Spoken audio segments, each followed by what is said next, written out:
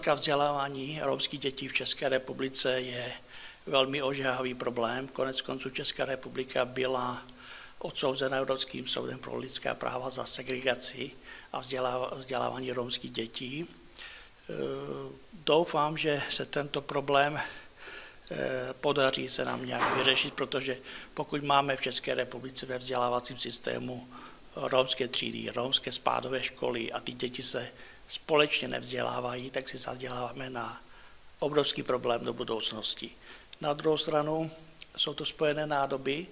Pokud rodina přežívá na ubytovni v otřesných podmínkách, tak těžko se z těch dětí stane právník nebo bude mít výuční list.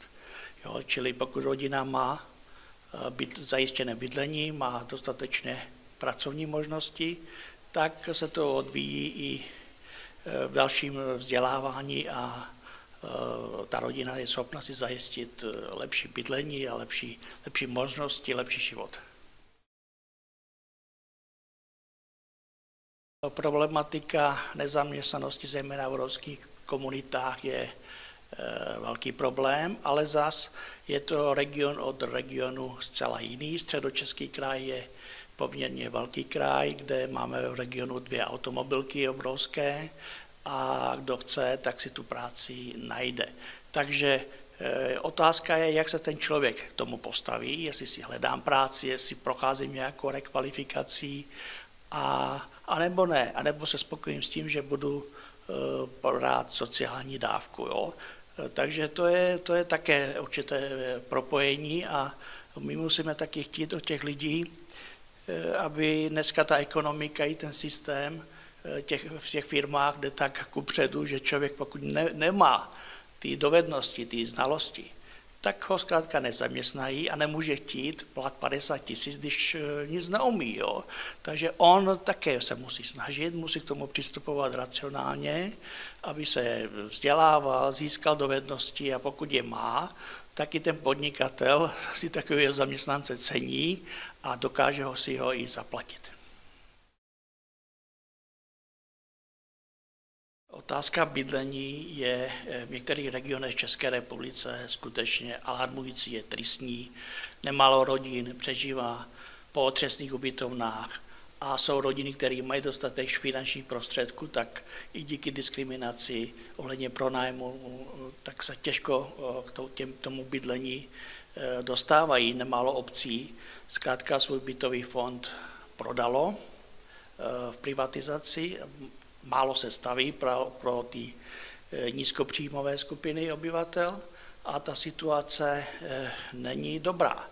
Jsem rád, že Česká republika přijala zákon o dostupném bydlení, který vstoupí v platnost v lednu roku 2026 a vznikne celá síť kontaktních míst pro bydlení, kde zkrátka zákon vytvoří nějakou tuhletu síť poradenských center, a nějaké podpory pro ty klienty ve městech a obcích.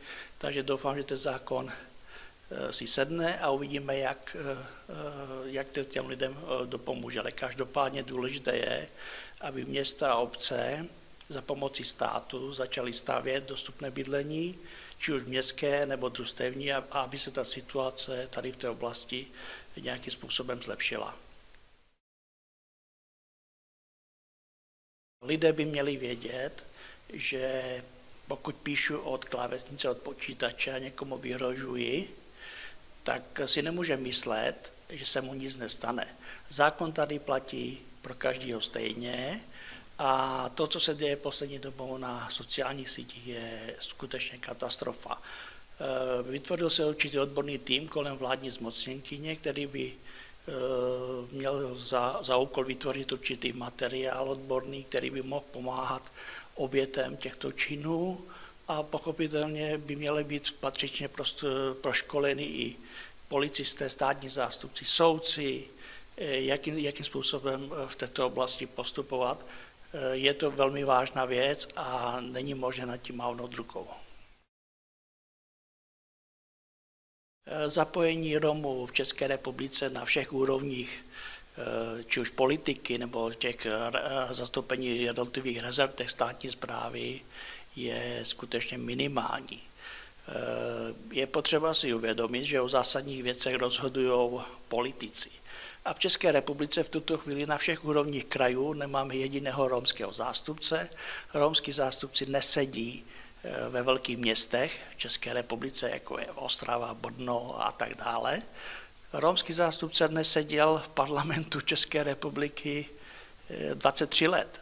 V horní komoře parlamentu, v Senátu ještě ani nezased. Čili ta situace oproti Maďarsku nebo Slovensku je skutečně velmi zlá a je potřeba toto vnímat a taky je potřeba si uvědomit, že pokud Romové nekandidují, tak nemůžou být zvoleny.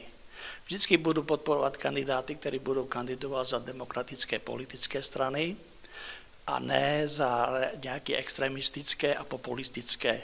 To pro naši stabilitu a prosperitu České republiky není nikdy dobře.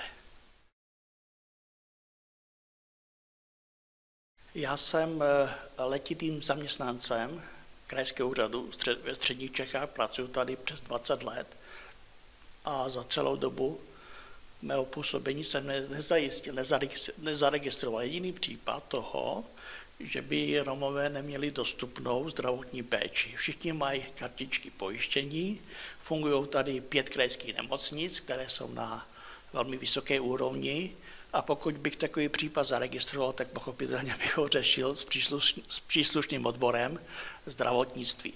Co se týká sociálních služeb, tak Středočeský kraj vynakládá nemalé finanční prostředky na sociální síť služeb. My v tuto chvíli máme asi 15 organizací, které poskytují terénní a sociální programy a tato síť je pravidelně obnovovaná a doplňovaná a je zajištěno ze strany kraje dostatečné finanční krytí, takže my tady s tím nemáme žádné nějaké problémy. Tak v každých volbách, pokud člověk nechodí volit, tak pak si nestěžuje. Jo? Čili je důležité sledovat tu politickou situaci a jednotlivé programy a jednotlivé kandidáty, co navrhují, co chtějí dělat a tak dále. Jo? Já se v této oblasti nebo tu politiku sleduju velmi pozorně a já jsem člověk, který už má dostatek zkušeností životních, odborných.